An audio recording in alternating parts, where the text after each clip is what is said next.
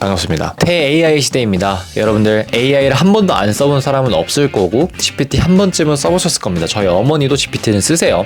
이 GPT는 혁명이 맞고 실제로 연세대 공대를 휴학하고 입시 사업을 하고 있는 저도 AI를 무조건 씁니다. 다만 사업을 진행하면서 그리고 AI를 다루면서 느꼈던 점은 이 AI가 인간에게 유용한 것만이 아니라 오히려 악영향을 많이 끼치고 있다는 것을 깨달았어요. 그래서 오늘 이 영상에서는 제가 사업을 진행하면서 느꼈던 AI가 우리 인간에게 미치는 악영향에 대해서 조금 설명을 드려볼까 합니다. 바로 한번 시작해 보도록 할게요. 자, 먼저 첫 번째, 점차 뇌가 멍청해진다라는 것 같습니다. 그 AI를 통해서 우리 잡노동 있잖아요, 여러분들. 문서 작업하는 거, 파일 변환하는 거, 혹은 뭐 맞춤법 검사 이런 거 굉장히 쉽게 할 수 있습니다. 문제점은 일을 하지 말라는 게 아니거든요. 이 사람들이 이 자동화라는 키워드에 꽂혀 있어서 일을 안 하려고 그래요. 뭔가 이런 문화가 점차 심해지고 있다라고 저는 많이 깨달았어요. 왜 그러냐면 실제로 일을 같이 하다가 보더라도 이 사람들이 분명히 크리에이티브한 생각을 해서 이거를 GPT한테 입력을 하고 다듬고 나서 전송을 하거나 이런 것들은 괜찮은데 아예 본인의 생각을 넣으려고 하지도 않아요.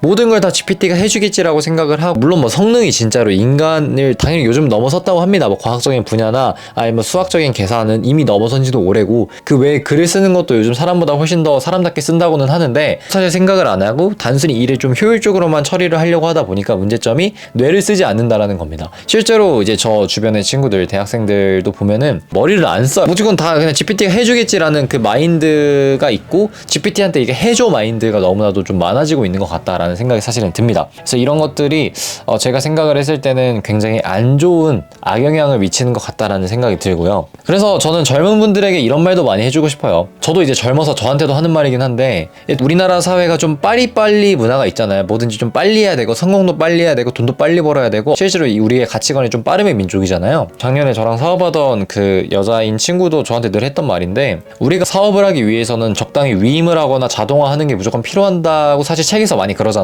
근데 이제 그걸 하기 위해선, 내가 결론적으로 위임하기 위해선 그 분야에 있어서 내가 조금이라도 뭘 알아야 위임을 하지 않겠냐. 그리고 우리는 아직 젊기 때문에 누구한테 위임할 것보다는 그거를 그냥 경험할 나이지 않느냐라고 말을 했어요. 저는 20대 분들은 무조건 그게 맞다고 생각을 합니다. 김승호 회장님 스노우폭스에 보시면은 여기 사장학개론 책 있죠, 여러분들. 보이나? 왜 안 나와? 여기 사장학개론. 광고 아닙니다. 광고 못 받아요. 어차피 사장학개론이라는 책이 있어요. 김승호 회장님도 이제 자동화나 위임 같은 걸 해야 되고, 사장이 바쁘면 일이 안 돌아간다라고 말씀을 하십니다. 근데 문제점은 뭔지 알아요? 김승호 회장님도 미국에서 1년 동안 진짜 하루도 빠짐없이 정말 열심히 일했다고 합니다. 사실 그 정도의 경험치가 있어야지 위임을 저는 할 수 있다고 생각을 많이 해요. 나는 4시간만 일한다. 그 책에서도 보면은 그분도 굉장히 오랜 시간 동안 사실상 혼자서 여러 가지 시행착오를 많이 겪어봤던 것 같아요. 근데 우리는 그냥 단순히 짧게 일하고 높은 효율이 낸다는 거에 꽂혀서 그 사람들의 과거 일에 대해서, 그 사람들의 경험치에 대해서는 무시하는 경향이 있거든요. 젊으신 분들은 무조건 조금 느리게 가더라도 이것저것 많이 경험을 해봐야 된다고 생각하고 많이 맞아봐야 된다고 생각을 합니다. 물론 AI를 토대로 일을 효율적으로 하는 거, 근데 어떤 일을 할 때도 AI가 내가 대신에 나중엔 해주겠지만, AI한테 명령을 잘하기 위해서는 여러분도 알다시피 내가 그 분야를 어느 정도 조금 해봤으면 명령도 되게 디테일하게 많이 들어갑니다. 프롬프트 입력할 때.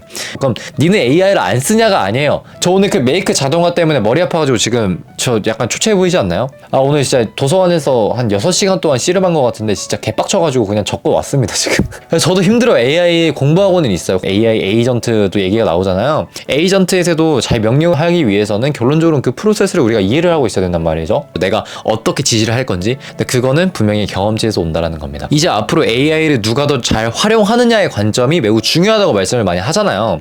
근데 이 AI를 잘 활용하는 게 저는 개인적으로 더 중요한 건 그 AI에게 입력하는 그 사람의 창의적인 생각, 즉 경험들 아니면 인사이트들이 모든 걸 좌우할 거라고 생각을 합니다. 모든 걸 AI로 대체를 하면서 내 경험을 생략하려고 하지 마시고 오히려 그 경험이 더 중요해질 것 같다라고 좀 조심스럽게 생각을 하고 있어서, 물론 AI를 안 한다는 말 아닙니다. 저 아까까지 메이크 자동화 공부하다 왔어요. 공부하고 열심히 해야 되는 거 맞지만 그 속에서 배울 점들을 우리가 최대한 한번 배워봐야 되지 않겠느냐라는 말을 조금 해보고 싶었습니다. 머리카락이 뭔가 이상한 것 같아. 오케이. 자, 그 다음에 두 번째는 사업의 본질이 아닌 자동화만 찾는다라는 겁니다. 이거는 어떤 말이냐면 제가 사람들을 조금 많이 만납니다. 그래서 며칠 전에도 많이 스트레스를 많이 받았었는데 제 블로그 글 보면은 막 이상한 말들 많습니다. 이 자동화와 관련된 이야기를 많이 하게 되었어요. 우리가 사업이라는 것은 소비자들이 만족해야 되는 거잖아요. 이 기술 되게 뛰어나의 관점이 아니라 소비자들이 마음에 들면 장땡인 거잖아. 이 사업하는 사람들도 다 이 자동화, AI에 관련해서 많이 꽂혀 있어요. 당연히 시대를 따라가야 되니까. 근데 가만히 보면은 사업의 본질은 결론적으로 소비자를 만족시키고 그 가치를 해결하는 데 있는데 내가 스스로 AI 토대로 효율적으로 무언가를 만들어 봤다에 되게 집착을 하는 게 조금 있는 것 같아요. 그러니까 그 서비스가 되게 잘 팔리는 이미 서비스고 이거를 조금 더 효율적으로 어떻게 하면 좋을까의 관점을 가면 되게 좋아요.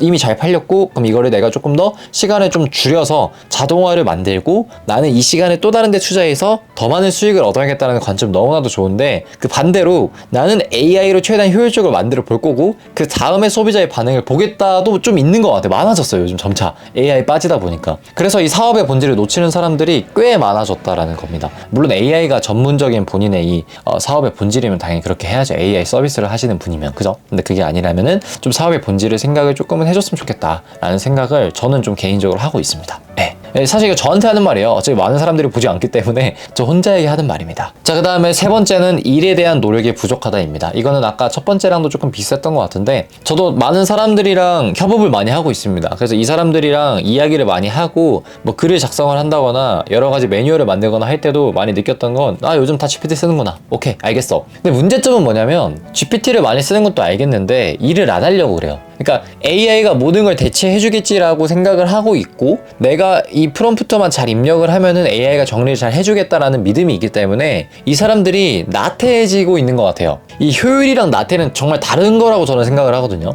효율적으로 일을 하는 건 맞는데 그만큼 시간 투자를 비슷하게 해서 더 효율적으로 일하는 게 중요한 건데 총량이 줄어들어 점차 일을 안 하려고 그래. 그래서 저도 그런 게 너무 답답한 것도 있고 사실 가장 걱정스러운 건 이거예요. GPT를 잘 쓰는 사람들은 AI를 잘 쓰는 사람 되게 많잖아요. 뭐 클로드도 있고 GPT 있고 뭐 펄플렉시티 있고 그록3 있고 막 이런 식으로 되게 많은데 이제 AI를 잘 쓰는 사람들은 실제로 내가 어떤 걸 입력을 하고 좀 정리를 했을 때도 되게 깔끔하게 와요.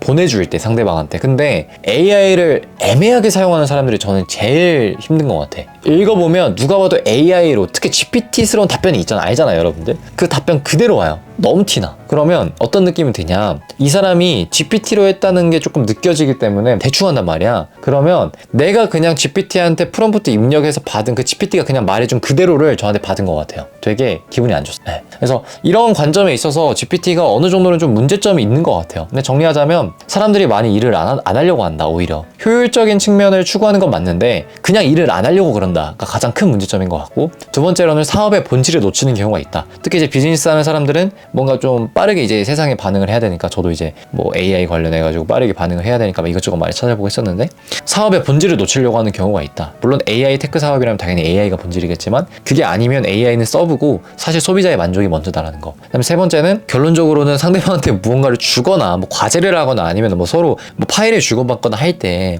최소한 본인이 조금 마지막으로 섬삭을 조금 해보거나 아니면 본인이 GPT를 잘 쓴다면 최대한 깔끔하게 써서 한번 좀 작성을 해보는 게 어떨까라는 생각을 합니다. 상대방에 대한 예의라도. 네. 그래서 이렇게 조금 정리를 해볼 수 있을 것 같습니다. 뭐 계속 강조하지만 저도 여러분들 AI 공부합니다. AI 싫어하는 사람 아니야. 저 AI 좋아해요. 그래서 저 매뉴얼 짜고 있는데 이 GPT한테 입력해서 같이 이렇게 짜고 하는데 너무 행복해요. 제가 맨날 그럼 제가 글 쓰고 해야 되는데 이쁘게 써주잖아. GPT가 보기 좋게. 너무 행복하고 너무 좋아요.